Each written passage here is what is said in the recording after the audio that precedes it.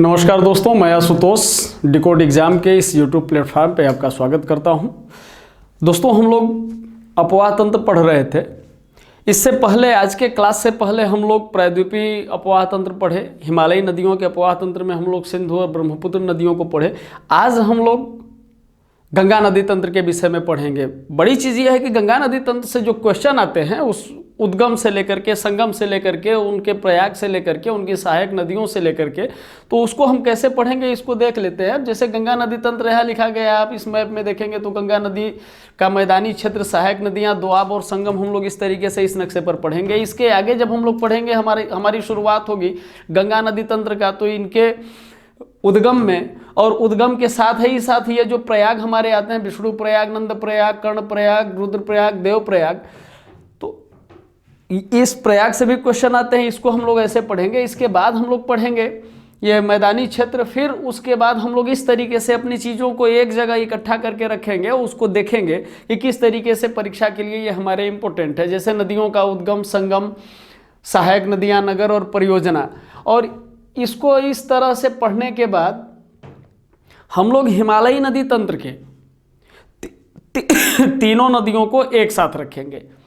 सिंधु नदी, ये गंगा नदी और ब्रह्मपुत्र नदी, तीनों नदियों को एक साथ रखेंगे। और इसमें हमारे लिए इम्पोर्टेंट क्या होगा कि इसमें उद्गम, संगम, भारत में प्रवेश और निकास, चूंकि सिंधु और ब्रह्मपुत्र नदियाँ भारत में प्रवेश भी करती हैं और निकलती भी हैं, तो भारत में प्रवेश और निकास इनकी कुल लंबाई, सहायक नदी, बाईं ओर से कौन कौन सी सहायक नदी इनकी मिलती है, दाईं ओर से कौन कौन सी सहायक नदी मिलती है, नगर कौन कौन से हैं और परियोजनाएं कौन कौन सी हैं। इस तरह से आज के वीडियो में हम लोग इन चीज़ों को देखेंगे। तो चलिए शुरू करते हैं आज का क्लास। गंगा नदी तंत्र। गंगा नदी तंत्र में हम शुरुआत करेंगे इसके उद्गम से कि गंगा नदी का उद्गम कहाँ से होता है।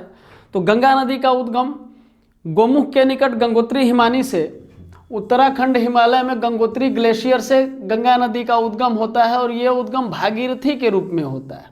यहाँ हम लोग भागीरथी के नाम से जानते हैं। ये एक धारा, ऐसे भागीरथी के रूप में यहाँ भिलंगना नदी के साथ इनका संगम है टिहरी बांध के पास। और यहाँ से जब आगे बढ़ती है गंगा नदी तो यहाँ रुकती है। बड़ी चीज़ ये है कि गंगा नदी को लेकर के, भागीरथी को लेकर के कुछ पौराणिक कथाएं भी हैं। उन कथाओं में राजा भागीरथ ने जब तपस्या किया था तो भगवान विष्णु के बाएं पैर के अंगूठे से गंगा नदी का उद्भव हुआ। धरती पर इनका अवतरण होता है। महादेव अपने केश में, अपने जटाओं में ही इनको उलझा लेते हैं। फिर भागीरथ ने महादेव से कहा कि इनको मुक्त किया जाए। इनको मुक्त किया गया। जानु ऋषि की तपस्या में बाधा उत्पन्न हुई, वो पूरी गंगा को पी गए। फिर ऐसा कहा जाता है कि उनके कान से गंगा निकली। तो यहाँ गंगा का जो नाम है वो जाह्नवी के नाम से गंगा को हम लोग जानते हैं। खैर, गंगा नदी, माँ गंगा और राजा भागीरथ की मुलाकात हो गई। ये लोग आगे बढ़े। आगे बढ़ने के बाद ये यहाँ आकर के रुकते हैं। अब जब ये यहाँ आकर के रुकते हैं तो यहाँ किस लिए रुकते हैं? चूँकि नदी और कुएं में फ़र्क तो ठहराव और निरंतरता का है, तो ये ठहराव बहुत ज़्यादा देर हो नहीं सकता। ये किसके लिए रुकते हैं? तो देखिए किसके लिए रुकते हैं। इधर से विष्णु गंगा और इधर से धौली गंगा विष्णु प्रयाग में एक साथ मिलती हैं और कहती हैं कि नहीं, चलो गंगा माँ के पास हमको मिलना है। इन दोनों के मिलन स्थल को, इन दोनों के संगम को हम लोग विष्णु प्रयाग के नाम से जानते हैं, पहला प्रयाग। इसके बाद जब ये यहाँ से आगे बढ़ती है तो नंदाकिनी भी इधर से आ रही है। बोली कि नहीं, आप लोग ही केवल नहीं जाएंगे, हम भी साथ में चलेंगे। तो नंदाकिनी जब आकर के यहाँ रुकती हैं तो ये जगह नंद प्रयाग कहलाया। और जब विष्णु गंगा और धौली गंगा एक साथ मिलती हैं तो इनको अलकनंदा धारा के नाम से हम जानते हैं। अब नंदाकिनी नंद प्रयाग में आकर के यहाँ मिल गई। जब ये लोग आगे बढ़ी तो आगे पिंडर नदी बोली कि अरे रुको भाई, हम भी चलते हैं साथ में, हम भी प्रणाम कर लें, मिल लेते हैं हम भी। ये जगह जहाँ पिंडर नदी मिलती है ये कर्ण प्रयाग कहलाता है। अब हम लोग देखेंगे कि विष्णु प्रयाग, नंद प्रयाग में नंदाकिनी, कर्ण प्रयाग में पिंडर नदी। क्वेश्चन पूछता है कि पिंडर नदी जिस जगह पे मिलती है उसका वो कौन सा स्थान है, या कर्णप्रयाग में कौन सी नदी आकर के मिलती है, तो पिंडर नदी कर्णप्रयाग में आकर के मिल रही है। आगे जब हम लोग बढ़ते हैं तो यहां ये रुद्रप्रयाग, और जहां अलकनंदा और भागीरथी का संगम है उसको देवप्रयाग कहते हैं। एक चीज इंपॉर्टेंट यह है कि जब गंगा का नदी तंत्र हम पढ़ते हैं तो इनका प्रवाह की दिशा जब हम देखेंगे तो उद्गम क्षेत्र में प्रवाह की दिशा ये दक्षिण वाहिनी है। हम देख रहे हैं कि ये डायरेक्शन के हिसाब से नॉर्थ, साउथ, ईस्ट और वेस्ट। यदि उद्गम क्षेत्र में ये दक्षिण वाहिनी है तो यहां के बाद ये दक्षिण पूर्व होती है। अब दक्षिण वाहिनी गंगा, और ऋषिकेश से पहले ही ये 5 प्रयाग हैं, विष्णु प्रयाग, रुद्र प्रयाग, कर्ण प्रयाग और ये देव प्रयाग, और यहां जहां मंदाकिनी नदी मिलती है ये नंद प्रयाग। अब देव प्रयाग में भागीरथी और अलकनंदा की मुलाकात के बाद यहां से जो धारा निकलती है इनको हम गंगा के नाम से जानते हैं, और ये मां गंगा का प्रवेश राजा भागीरथ के साथ अब ऋषिकेश में होता है। ये ऋषिकेश में होता है। इसमें अब चूंकि उत्तराखंड हिमालय से लेकर के ये बंगाल की खाड़ी तक पहुंचती हैं, तो इससे पहले कि हम लोग आगे बढ़े, किस स्टेट में कितनी दूरी माता की तय की जाती है माता के द्वारा, वो हम लोग देख लें। तो उत्तराखंड में 110 किलोमीटर। यहाँ आपको एक कन्फ्यूजन हो सकता है, कई किताबों में आप पढ़ेंगे तो कई फैक्ट आपको मिलेंगे कि 110 किलोमीटर है, कहीं कुछ बहुत सारी चीज़ों में लिखा रहता है, लेकिन एनसीईआरटी जब उठा करके देखेंगे तो 110 किलोमीटर ही आपको मिलेगा। तो 110 किलोमीटर के पीछे का फैक्ट समझ लीजिए। मुझे जहाँ तक लगता है कि गंगा नामकरण देवप्रयाग से होता है, और देवप्रयाग के बाद हम गंगा को जान रहे हैं। तो जब हम नक्शे को देखते हैं, मैप को उठा करके, भारत के मैप को उठा करके देखते हैं, उसमें उत्तराखंड और उत्तर प्रदेश की भूमि का दिग्दर्शन हमें करने को मिलता है, तो हमें लगता है कि देवप्रयाग से ही गंगा का उद्भव ये मानते हैं, और ये देवप्रयाग से गंगा की दूरी को 110 किलोमीटर रखा जाता है। कारण चाहे जो भी हो, लेकिन आंसर में आपको 110 किलोमीटर ही लिखना है एनसीईआरटी के अनुसार। इसके बाद उत्तर प्रदेश में सबसे लंबी दूरी है इनकी 1450 किलोमीटर की। फिर उत्तर प्रदेश के बाद ये बिहार में मूव करती हैं, बिहार में 405 किलोमीटर की दूरी है। उसके बाद झारखंड में 40 किलोमीटर की दूरी तय करती हैं। फिर पश्चिम बंगाल में 520 किलोमीटर, और पश्चिम बंगाल के बाद 520 किलोमीटर को यहाँ से यहाँ तक हम जोड़ते हैं तो 2525 किलोमीटर इनकी कुल दूरी होती है। अब जब कुल दूरी हो गई तो जल ग्रहण क्षेत्र भी हम देखना चाहेंगे कि इनका जल ग्रहण क्षेत्र कितना है। तो जल ग्रहण क्षेत्र, भारत में इनका कुल जल ग्रहण क्षेत्र 8.6 लाख वर्ग किलोमीटर है। तो अभी तक हमने देखा कि इनका उद्गम गंगोत्री ग्लेशियर, कौन कौन से प्रयाग आते हैं और कौन कौन सी नदियां किस जगह पे मिलती हैं, ये संगम हमने देखा, और किस प्रदेश में कितनी दूरी इनकी तय होती है, यहाँ तक हम लोग समझ गए। और इनकी दिशा क्या है हमने ये देखा है। अभी तक दक्षिण वाहिनी है। दक्षिण वाहिनी के बाद जब यहाँ ऋषिकेश से मुड़ती हैं और हरिद्वार पहुँचती हैं, तो हरिद्वार के बाद ये मैदानी इलाकों में प्रवेश करती हैं, और जब मैदानी इलाकों में प्रवेश करती हैं तो इनकी जो दिशा है, इनके प्रवाह की जो दिशा है वो दक्षिण पूर्व हो जाती है। अब ये दक्षिण पूर्व होने का अर्थ क्या है कि मैदानी क्षेत्र, दक्षिण पूर्व और पूर्व वाहिनी का अर्थ ये हुआ कि अब ये मैदानी क्षेत्र में प्रवेश करती हैं। उत्तर प्रदेश में बिजनौर को माता का प्रवेश द्वार कहा जाता है। बिजनौर के बाद इनकी यात्रा आगे बढ़ती है, नरौरा पहुंचती हैं उत्तर प्रदेश में। नरौरा के बाद ये फर्रुखाबाद पहुंचती हैं, फर्रुखाबाद के बाद ये पहुंचती हैं कन्नौज। यहाँ हम लोग एक चीज़ देखेंगे कि यहाँ हमने संगम का नाम लिखा है और यहाँ पे दोआब क्षेत्र का नाम लिखा है, और बीच बीच में आपको इस तरीके की चीज़ें मिलेंगी। इसके लिए डिकोड एग्ज़ाम की पूरी टीम ने काफ़ी मेहनत किया है। डिकोड एग्ज़ाम की टीम ने यह कोशिश किया है कि आपको सहायक नदियों का उद्गम स्थल भी एक ही मैप पर पता चले, ताकि सारी चीज़ें आपको क्लियर हो। तो मैं चाहता हूं कि मैं आप लोगों की तरफ से डिकोड एग्ज़ाम को धन्यवाद ज्ञापित कर दूं, धन्यवाद प्रेषित कर दूं। चलिए अब हम लोग आगे देखते हैं कि अब गंगा का जो मैदानी क्षेत्र है तो यहाँ से ये देवप्रयाग है। यहाँ देवप्रयाग का अर्थ क्या है कि भागीरथी और अलकनंदा का संगम और गंगा के रूप में यहाँ से एक धारा बहती है। अब गंगा यहाँ से एक धारा के रूप में चल रही है, तो पहले हम लोग संगम को देख लें, उसके बाद इनके स्टॉप को देखेंगे। इनकी स्टॉप का मतलब इनका ठहराव कहाँ कहाँ होता है, महाराजा भगीरथ का।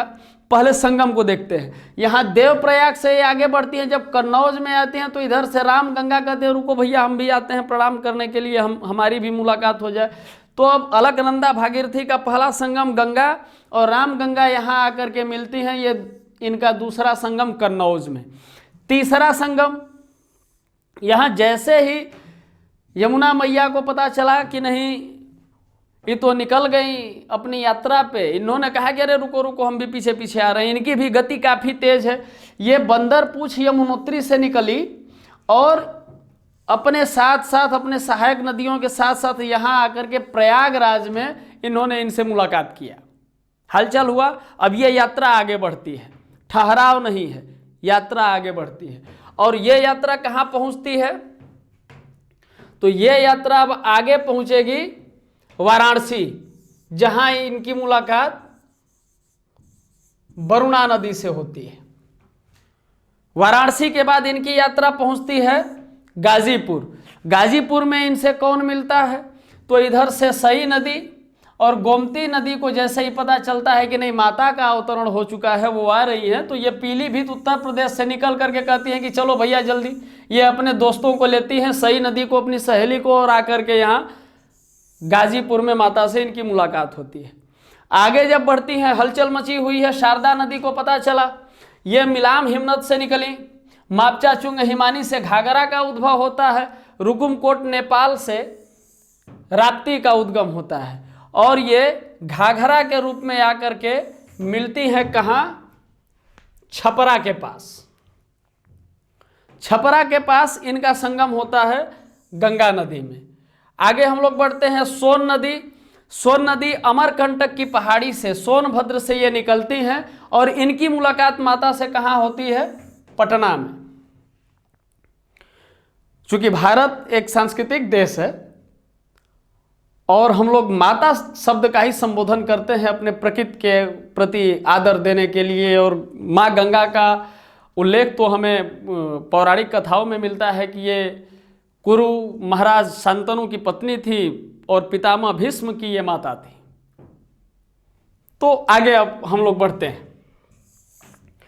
पटना के बाद हाजीपुर, धौलागिरी पर्वत से ये गंडक निकलती है और हाजीपुर में आकर के गंडक की मुलाकात होती है। यात्रा चल रही है। यात्रा को आप देखेंगे, माता की यात्रा ऐसे आगे बढ़ गई और पहुंच गए हम लोग हाजीपुर। हाजीपुर पहुंचने के बाद हम लोग जब आगे बढ़ते हैं तो माउंट एवरेस्ट के गोसाई थान से 7 प्रवाह में, 7 धाराओं में एक अरुणा नाम की धारा जो आगे आकर के कोसी के नाम से हम जानते हैं, वो यहाँ आकर के मिलती है। उस जगह का नाम है भागलपुर। इसके बाद ये यात्रा अब इधर को मुड़ती है। अब यात्रा अपने अवसान की तरफ बढ़ने वाली है।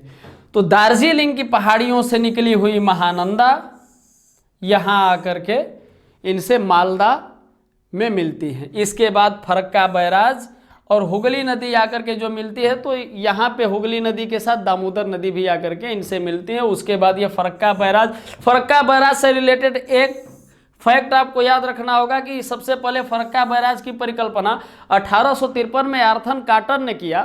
तो 1853 और आर्थर कॉटन आपको याद होना चाहिए। फरक्का बैराज से रिलेटेड ये आपको याद होना चाहिए। फरक्का बैराज के बाद माता का प्रवेश होता है आगे और ग्वालंदों के निकट ये ब्रह्मपुत्र के साथ एक बहुत बड़े डेल्टे का निर्माण करते हैं। उस डेल्टा का नाम सुंदरबन डेल्टा, और वो डेल्टा सुंदारी ट्री के लिए भी प्रसिद्ध है।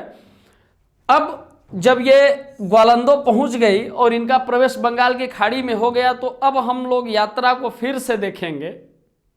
सहायक नदियां किस तरह से हमें देखने को मिलेंगी। मान लीजिए कि ये यात्रा पश्चिम से पूर्व की तरफ होती है और यात्रा का क्रम जो है उधर यदि आप मुंह करके खड़े हो जाते हैं तो आपको यह पता चल जाएगा कि आपके दाहिनी तरफ कौन है और बाईं तरफ कौन है। ये जो नदियां हैं ये बाईं तरफ से आकर के मिलने वाली है और ये जो नदियां हैं ये दाईं तरफ से आकर के मिलने वाली है। इनको आगे हम लोग देखेंगे। फिलहाल हम लोग अब सहायक नदियों को देख लें। तो सहायक नदियां हमें कौन कौन से मिली? तो सबसे पहले हमको रामगंगा मिली। रामगंगा का उद्गम कहाँ से होता है? गैरसेड़ पौड़ी गढ़वाल से। दूसरा गोमती उद्गम कहाँ है? पीलीभीत उत्तर प्रदेश। शारदा, मिलाम हिमनद, घाघरा, मापचा चुंग हिमानी, राप्ती, रुकुमकोट, गंडक, धौलागिरी, कोसी, माउंट एवरेस्ट, गोसाई थान और ये महानंदा दार्जिलिंग पहाड़ी से। अब इधर हम लोग देखते हैं दाहिने तरफ की यमुना नदी बंदरपूछ यमुनोत्री से, टोन्स नदी विंध्य क्षेत्र तमसा कुंड से और सोन नदी अमरकंटक पहाड़ी से। ये हमारी सहायक नदियां हैं। और इन नदियों का संगम कैसे है? तो अलकनंदा और भागीरथी का संगम देवप्रयाग में, कन्नौज में रामगंगा का संगम, प्रयागराज में यमुना जी का, गाजीपुर में गोमती का, छपरा में घाघरा का, पटना में सोन नदी, हाजीपुर में गंडक नदी, भागलपुर में कोसी नदी और मालदा में महानंदा। अब चूंकि पश्चिम से पूर्व हमने सहायक नदियों को देखा, इनके संगम को देखा, तो इनके क्षेत्र को भी कई भागों में बांटा गया है। उस क्षेत्र को हम लोग देखते हैं। आइए सबसे पहले हम देखेंगे यमुना और गंगा का दोआब। यमुना और गंगा के बीच में जो ये एरिया है इसको हम किस नाम से जानते हैं? तो इसे हम गंगा यमुना का दोआब कहते हैं। गंगा यमुना का दोआब हो गया। अब दूसरा यहाँ रामगंगा और यहाँ गोमती नदी का जो ये दोआब है इसको हम किस नाम से जानते हैं?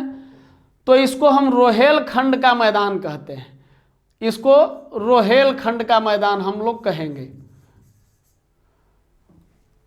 और रोहेलखंड के मैदान के बाद हम लोग आगे बढ़ते हैं। चूंकि गोमती और घाघरा, गोमती और घाघरा का जो ये मैदान है तीसरा मैदान, इसको हम लोग अवध के मैदान के रूप में जानते हैं। अब घाघरा नदी के बाद यहाँ ये गंडक नदी तक का एक पूरा बड़ा क्षेत्र है। तो यहाँ घाघरा से गंडक नदी का जो एरिया है, घाघरा का मतलब यहाँ से हम देखेंगे ये घाघरा और गंडक नदी का जो एरिया है इसको सारण का मैदान कहा जाता है। सारण का मैदान, अरे पूर्वी उत्तर प्रदेश का मैदान। घाघरा और गंडक का जो मैदान है इसको पूर्वी उत्तर प्रदेश का मैदान कहा जाता है। गंडक और बूढ़ी गंडक, यहाँ देखेंगे ये 5वां नंबर कॉलम जो है ये गंडक नदी और ये बूढ़ी गंडक नदी के बीच का जो ये मैदान है इसको सारण का मैदान कहा जाता है। अब सारण के मैदान के बाद यहाँ बूढ़ी गंडक और कोसी के बीच का जो एरिया है, बूढ़ी गंडक और कोसी के बीच का जो एरिया है इसको हम समझते हैं, इस एरिया को हम समझते हैं मिथिला के मैदान के रूप में। इस एरिया को मिथिला के मैदान के रूप में समझते हैं। और इसके बाद अब कोसी और महानंदा के बीच का जो एरिया ये हमारा पड़ता है, ये कोसी नदी और महानंदा के बीच का जो एरिया पड़ता है यह पश्चिम बंगाल का मैदान कहलाता है। मुझे लगता है कि अभी हम लोग जो समझे हैं उसमें गंगा का प्रवाह क्षेत्र, सहायक नदियां, संगम और दोआब के विषय में हम लोग चर्चा किए। आइए अब आगे इसको हम लोग किस तरह से लिखेंगे, किस तरह से हमको लिखित रूप में मिलेगा या कैसे हमको याद करने में आसानी होगा, इसको हम लोग देखते हैं। अब इसको हम लोग देखेंगे तो नदी, उद्गम, संगम, सहायक नदियां, नगर और परियोजना, इसको हम लोग देखते हैं एक नज़र में गंगा नदी तंत्र को। तो गंगा नदी तंत्र को हम लोग जब देखेंगे तो सबसे पहले नदी गंगा, चूंकि इस नदी तंत्र की मुख्य नदी गंगा, इनका उद्गम कहाँ से होता है? केदारनाथ की चोटी के उत्तर में गोमुख से, संगम ग्वालंदों के निकट ब्रह्मपुत्र के साथ बंगाल की खाड़ी में इनका संगम है। सहायक नदियाँ कौन है? अलकनंदा, भागीरथी, रामगंगा, यमुना, गोमती, घाघरा, गंडक और कोसी। इसके बाद नगर को हम लोग देखेंगे तो नगर कौन कौन से हैं? हरिद्वार, कानपुर, प्रयागराज, वाराणसी, भागलपुर, पटना और कोलकाता। परियोजनाओं को हम लोग देखेंगे तो टिहरी बांध भूलेंगे नहीं, भागीरथी नदी पर है। टिहरी बांध भागीरथी और फरक्का बांध गंगा। गंगा की सहायक नदियों को याद करने के लिए एक छोटा सा ट्रिक है, उसको यदि आप याद कर लें। यशोदा को राम सा कंगन चाहिए। य से यमुना, सो से सोन, दा से दामोदर, को से कोसी, रा से रामगंगा, म से महानंदा, सा से शारदा और क से करनाली या घाघरा और गण से गंडक। ये एक ट्रिक है। यशोदा को रामसा कंगन चाहिए। ये सहायक नदियों को याद करने के लिए मुझे लगता है कि आपके लिए बड़ा उपयोगी होगा और ये आपको जानना भी चाहिए। आगे अब हम लोग बढ़ेंगे। यमुना मुख्य सहायक नदी, बंदरपूछ के पश्चिमी ढाल पर स्थित हिमानी यमुनोत्री से प्रयागराज में ये गंगा नदी में इनका संगम होता है और चंबल, बेतवा, केन, सिंध और हिंडन इनकी सहायक नदियां हैं। पोंटा साहब हिमाचल प्रदेश में, यमुनानगर दिल्ली, उत्तर प्रदेश में मथुरा, आगरा, हमीरपुर और प्रयागराज इनकी नगर हैं। बांध कौन कौन से? लखवर ब्यासी बांध, तेजबाल बैराज, वजीराबाद बैराज और ओखला बैराज। आगे हम लोग बढ़ते हैं रामगंगा पर, नैनीताल के निकट। चूंकि हम लोग पहले भी इनका उद्भव देखे थे कि इनका उद्गम कहाँ से है, तो गैरसैंण की पहाड़ी, पौड़ी गढ़वाल की पहाड़ियों से कन्नौज के निकट ये गंगा नदी में इनका संगम होता है। इनकी सहायक नदी कोह है और कालागढ़ बांध एक महत्वपूर्ण परियोजना है रामगंगा नदी पर। आगे हम लोग बढ़ेंगे, गोमती नदी को देखेंगे। हम लोगों ने देखा था कि इनका उद्गम पीलीभीत उत्तर प्रदेश से हुआ था। गाजीपुर के निकट ये गंगा नदी में इनका संगम होता है। इनकी जो सहायक नदियां हैं वो सई, जोमकई, वरना और गच्छई और चूहा। इनके किनारे नगर कौन कौन से हैं? तो क्रम से लखनऊ, जौनपुर और गाजीपुर। अब गोमती नदी के बाद हम लोग देखेंगे घाघरा या सरयू नदी को। प्राचीन नाम है इनका घाघरा का, सरयू नदी। इनका उद्भव कहाँ से होता है, इनका उद्गम कहाँ से होता है? तो नेपाल के मापचाचुंग हिमानी से इनका उद्गम है। और इनका संगम कहाँ होता है? चूंकि पहले हम लोग नक्शे में भी देखे थे, मानचित्र में भी देखे थे, साथ साथ कमेंट करते हुए चलेंगे, बड़ा अच्छा लगेगा। छपरा बिहार के पास गंगा में इनका संगम होता है और राप्ती, शारदा एवं छोटी गंडक इनकी सहायक नदियां हैं। और किनारे पर जो इनके नगर बसे हैं अयोध्या, फैजाबाद और बलिया। शारदा नदी मिलाम हिमनद हिमालय से निकलती हैं। इनका बहराम घाट, बाराबंकी उत्तर प्रदेश के निकट घाघरा में इनका संगम होता है। इनकी सहायक नदियां धरेयाल, इसार, सरयू और चौका इनकी सहायक नदियां हैं। आगे हम लोग बढ़ेंगे, गंडक नदी को देखेंगे। धौलागिरी पर्वत श्रेणी से ये निकलती हैं और सोनपुर बिहार, सोनपुर एक मेला के लिए भी प्रसिद्ध है, तो सोनपुर बिहार में ये गंगा नदी के साथ मिलती हैं। और इनकी जो सहायक नदी है काली गंडक, त्रिशूली गंगा। और शहर कौन सा है, इनके किनारे नगर कौन से हैं? पटना और इनके त्रिवेणी के पास बैराज इनके ऊपर बना हुआ है, वो मुख्य परियोजना है। आगे हम लोग बढ़ेंगे, राप्ती, रुकुमकोट नेपाल से ये निकलती हैं। बरहस के निकट घाघरा में इनका संगम होता है। गोरखपुर एक नगर है, प्रमुख नगर। आगे हम लोग बढ़ेंगे, कोसी। कोसी के विषय में कई विद्वानों ने कई शब्दों का इस्तेमाल किया। फणीश्वर नाथ रेणु ने इनको एक विशिष्ट शब्द से संबोधित किया। ये माउंट एवरेस्ट के पास गोसाई थान 7 धाराओं में निकलते हैं और मुख्य धारा का नाम इनके अरुणा है। भागलपुर बिहार में कारगोला के दक्षिण पश्चिम में ये गंगा नदी में मिलती हैं। इनकी सहायक नदियां सुन कोसी, तामू कोसी, लिक्षु कोसी, तलखू, दूध कोसी, अरुण, तामूर और कोसी। परियोजना के बाद हम लोग आगे बढ़ेंगे, चंबल नदी पर जनापाव की पहाड़ी विंध्य पर्वतमाला से ये निकलती है मध्य प्रदेश से। इटावा के नज़दीक उत्तर प्रदेश के पास ये यमुना नदी में इनका संगम होता है। काली, सिंध, बनास और पार्वती, छिपरा इनकी प्रमुख नदियां हैं। गांधी सागर, राणा प्रताप सागर तथा जवाहर सागर इनके मुख्य परियोजना हैं।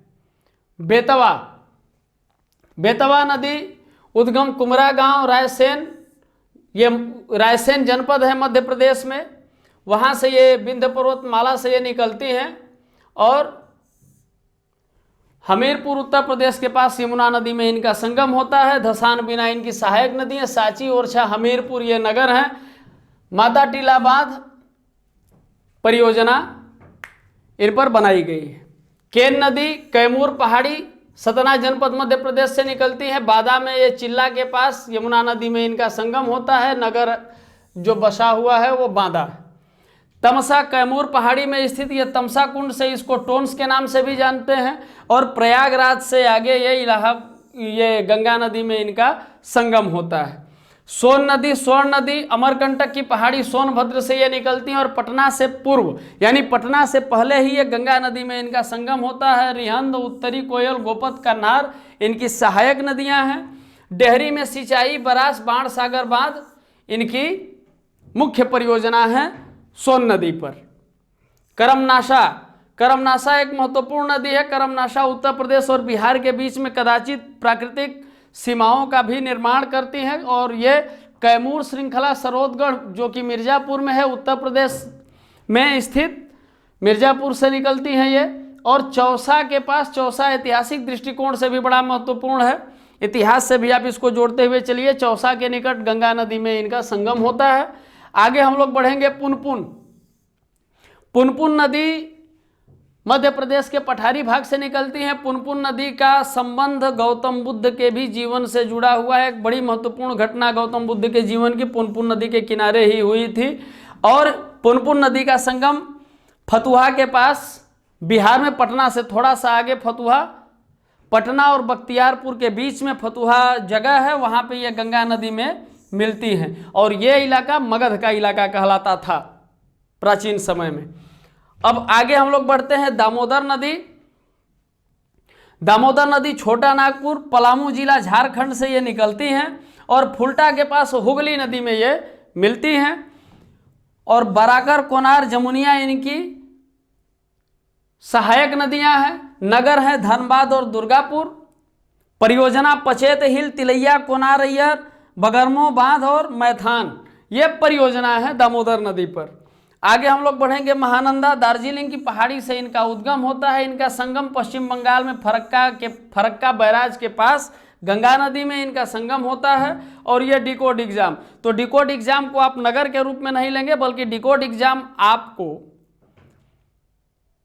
नगर निर्माण में एक महत्वपूर्ण प्रशासक बनाने की तैयारी में है। इसलिए यहाँ डिकोड एग्जाम को हम लोग नगर प्रशासक के रूप में याद रखेंगे। जैसे ही आप महानंदा आए पश्चिम बंगाल में ये संगम आप देखिए और उसके बाद डिकोड एग्जाम को आप याद रख लीजिए। आगे बढ़ते हैं। अब चूंकि हम लोग जब नदी तंत्र और उसकी सहायक नदियों को इस रूप में देखें, तो अब इसको हम लोग एक साथ देखते हैं कि एक पेज में सिंधु नदी, गंगा नदी और ब्रह्मपुत्र नदी को हम कैसे पढ़ेंगे। आइए इसको देखते हैं और इसके बाद हम लोगों का अपवाह तंत्र का क्लास समाप्त होगा। तो इसको हम लोग अब समराइज करेंगे कैसे। तो यहाँ जब हम इसको देखेंगे तो ये नदी तंत्र, उद्गम, संगम, भारत में प्रवेश, निकास, लंबाई, सहायक नदी, बाईं ओर से मिलने वाली नदी, दाईं ओर से मिलने वाली नदी, नगर और परियोजना, इस पर अब हम लोग चर्चा करेंगे। तो सिंधु नदी तंत्र का विस्तार कहाँ कहाँ है, तो भारत और पाकिस्तान दोनों में है। और ये कहाँ से निकलती हैं, कैलाश पर्वत, चिमायुंगडुंग ग्लेशियर, मानसरोवर झील के पास से। और 1930 में स्वामी प्रणवानंद का भी नाम इनसे जुड़ा हुआ, जिन्होंने इनका पता लगाया था। अरब सागर में इनका संगम होता है। भारत में प्रवेश दमचौक से होता है और भारत में निकास जहां से पाकिस्तान में प्रवेश होता है चिल्लास से। कुल लंबाई इनकी 2880 किलोमीटर। भारत में इनकी लंबाई मतलब कि यहाँ मानसरोवर झील से लेकर के अरब सागर तक इनकी टोटल लंबाई 2880 किलोमीटर। हम लोग पहले भी विस्तार से चर्चा किए हुए हैं। भारत में कुल लंबाई 1114 किलोमीटर। कुल क्षेत्रफल इनका जल संग्रहण क्षेत्र का जो क्षेत्रफल है वो 11.65 लाख वर्ग किलोमीटर। लेकिन भारत में जो इनका क्षेत्रफल है वो 3.21 लाख वर्ग किलोमीटर भारत में इनके जल संग्रहण क्षेत्र का क्षेत्रफल है। इसके बाद सहायक नदियों में झेलम, चिनाब, रावी, ब्यास, सतलज, द्रास, श्योक, सिगार, कुर्रम, काबुल, गिलगिट, जास्कर और गोमल। याद रखिएगा काबुल भी एक नदी है, सिंधु नदी तंत्र की बड़ी महत्वपूर्ण नदी है। बाईं ओर से मिलने वाली कौन कौन सी नदियां हैं, तो बाईं ओर से मिठानकोट में पंचनद, पंचनद का अर्थ है यह है कि सतलज, ब्यासा, रावी, चिनाब और झेलम, ये मिठानकोट में बाईं ओर से मिलती हैं। इसके अलावा जास्कर, स्यांग, हुंजा, शिगार व गिलगिट, ये इस पंचनद के अलावा ये बाईं ओर से मिलने वाली नदियां हैं। दाईं ओर से मिलने वाली नदी काबुल, और काबुल की जो सहायक नदियां हैं वो अटक के पास दाईं ओर से मिलती हैं, और श्योक, कुर्रम, तोची, बिबोवा, संगर और गोमल ये दाईं ओर से मिलने वाली इनकी नदियां हैं। नगर कौन कौन से हैं, तो सखूर, डेरा गाजी खान, डेरा इस्माइल खान, ये पाकिस्तान में पड़ता है। और जब ये लेह जिले से गुजरती है, लेह जिला अब किस प्रदेश में आएगा, चूंकि नक्शा परिवर्तित हो चुका है तो आप अपने आप को इतना अपडेट रखेंगे कि अब लेह जिला किस प्रदेश में आता है, आप हमें कमेंट करके बताएंगे। जब यहाँ से गुजरती हैं तो सिंधु गार्ज का निर्माण करती हैं। सिंधु गार्ज का निर्माण किस स्थान पे होता है, बुंजी नामक जगह पे सिंधु गार्ज का निर्माण होता है। प्रश्न मैं आपकी तरफ प्रेषित करता हूं कि सिंधु गार्ज की गहराई कितनी है, आप हमें कमेंट करके बताएंगे। आगे हम लोग बढ़ते हैं। गंगा देवप्रयाग में अलकनंदा और भागीरथी के संगम के पश्चात गंगा की धारा के रूप में ये आगे बढ़ती है। केदारनाथ की चोटी के उत्तर से यानी गोमुख से ये निकलती है। ग्वालंदों के निकट ब्रह्मपुत्र के साथ बंगाल की खाड़ी में इनका संगम होता है। 2525 किलोमीटर इनकी लंबाई है। जल संग्रहण क्षेत्र इनका 8.6 लाख वर्ग किलोमीटर। और सहायक नदियों में एक ट्रिक बताए थे, वो ट्रिक हमें कमेंट करके आप बताएंगे। अलकनंदा, भागीरथी, यमुना, रामगंगा, गोमती, घाघरा, गंडक, कोसी और महानंदा। अब बाईं ओर से मिलने वाली नदियों को हम लोग मैप में भी देखे थे, एक बार फिर से हम लोग दोहरा लेते हैं कि बाईं ओर से जो मिलने वाली नदियां, तो हम लोग पश्चिम से पूर्व की तरफ बढ़ेंगे। पश्चिम में सबसे पहले कन्नौज के पास रामगंगा मिलती है, वाराणसी के पास वरुणा मिलती है, गोमती, घाघरा, गंडक, बूढ़ी गंडक, कोसी और महानंदा, एक क्रम से बाईं ओर से। और दाईं ओर से मिलने वाली नदी यमुना, यमुना के बाद टोंस मिलती है यानी तमसा, और उसके बाद सोन नदी आकर के मिलती है। शहर कौन कौन से हैं, तो हरिद्वार, कानपुर, प्रयागराज, वाराणसी, पटना, कोलकाता और भागलपुर। बांध कौन कौन से हैं, नाम नहीं बताएंगे हम। टिहरी बांध किस नदी पर है, कमेंट करके बताएंगे, कंफ्यूज नहीं होना है। फरक्का बांध गंगा नदी पर। आगे हम लोग बढ़ेंगे। ब्रह्मपुत्र नदी सांगपो अरुणाचल प्रदेश में, और असम में दिहांग, और क्रमशः दिहांग और ब्रह्मपुत्र के नाम से जानते हैं, और बांग्लादेश में इनको जमुना नदी के नाम से जानते हैं, विभिन्न नामों से जानते हैं। यहाँ एक महत्वपूर्ण फैक्ट हम लोगों को देखना है, इसलिए बड़े सचेत होकर के देखिए कि ये भी चेमांग युंगडुंग हिमानी के पास आंशिक ग्लेशियर से ये निकलती है, मानसरोवर झील के पास से ही। लेकिन हम लोगों ने पहले ही चर्चा किया हुआ है कि मरियन ला दर्रा इसके बेसिन को पृथक करता है। मरियन ला दर्रे के द्वारा इनका बेसिन अलग होता है, और इनका संगम कहाँ होता है, तो ग्वालंदों के निकट पद्मा नदी में इनका संगम होता है। पद्मा के साथ, पद्मा और गंगा नदी के साथ ये बंगाल की खाड़ी में, सुंदरबन डेल्टा के बाद ये बंगाल की खाड़ी में इनका संगम होता है पद्मा नदी के साथ। और ये भारत में इनका प्रवेश कहाँ से होता है, तो नामचा बरवा याद रखेंगे। अरुणाचल प्रदेश के पास ये दिहांग महाखड्ड का निर्माण करती हैं, और अरुणाचल प्रदेश के सादिया जिले के पास दिबांग और लोहित के मिलने के बाद इनको हम लोग ब्रह्मपुत्र नदी के नाम से जानते हैं। भारत में इनका जो निकास होता है, असम में एक जगह है धुबरी, हम लोगों ने देखा था, जहां से ये ऐसे टर्न लेती हैं दक्षिण की तरफ। तो धुबरी के पास ये बांग्लादेश में प्रवेश करती हैं और इनका नाम हो जाता है जमुना। इनकी कुल लंबाई आंशिक ग्लेशियर से लेकर के पद्मा नदी तक इनकी कुल लंबाई 2900 किलोमीटर है, और भारत में 916 किलोमीटर इनकी लंबाई है। इनकी नदियों में हम लोग देखेंगे दिबांग, लोहित, ससरी, धनसरी, सरकोस, तिस्ता, कापिली और कामेंग है। आगे हम लोग बढ़ेंगे कि बाईं ओर से कौन कौन सी नदियां इनके साथ मिलती हैं, तो दिबांग, लोहित, धनसरी और कापिली बाईं ओर से मिलने वाली नदी है, और दाईं ओर से मिलने वाली नदी कामेंग, मानस, संकोच, तीस्ता और सुबनश्री। एक क्वेश्चन ब्रह्मपुत्र नदी से पहले हम लोग डिस्कस किए थे कि जिया भरेली किस प्रदेश में ब्रह्मपुत्र नदी के साथ मिलती हैं? जिया भरेली, ये कमेंट करके आप हमें बताएंगे। नगर कौन कौन से पड़ते हैं? तो भारत में गुवाहाटी, डिब्रूगढ़, धुबरी और असम के बाद इनका प्रवेश बांग्लादेश में हो जाता है। तो इस तरह से हमने देखा कि भारत के अपवाह तंत्र को हम लोग काफ़ी विस्तार से पढ़े। पहले प्रायद्वीपीय अपवाह तंत्र को पढ़े, और मैं बताना चाहूँगा कि जो मित्र हमारे नए हैं, जो अभी तक भूगोल या प्रायद्वीपीय अपवाह तंत्र या भूगोल का जो क्लास उनका छूट गया है, डिकोड एग्जाम आपकी सुविधा के लिए एक प्ले लिस्ट बना करके जियोग्राफी के सारे लेक्चर को, सारे क्लास को, वीडियो क्लास को एक जगह इकट्ठा करके रखा हुआ है, आप वहाँ जा करके देख सकते हैं। तो अपवाह तंत्र के बाद, चूंकि देखिए भूगोल में भू आकृति, अवस्थिति, विस्तार को देखना है। अवस्थिति विस्तार के बाद भू आकृति हमने देखा, अपवाह तंत्र देखा। अब इसके बाद हमारा जो सबसे इंपॉर्टेंट पॉइंट होता है किसी भी जगह को बढ़िया से समझने के लिए, वो जलवायु है। तो अब अगले क्लास में हम लोग मिलेंगे अपने नए टॉपिक के साथ, जलवायु के साथ। और मित्रों, आज का क्लास आपको कैसा लगा ये कमेंट करके हमें ज़रूर बताइएगा। तब तक के लिए नमस्कार, धन्यवाद।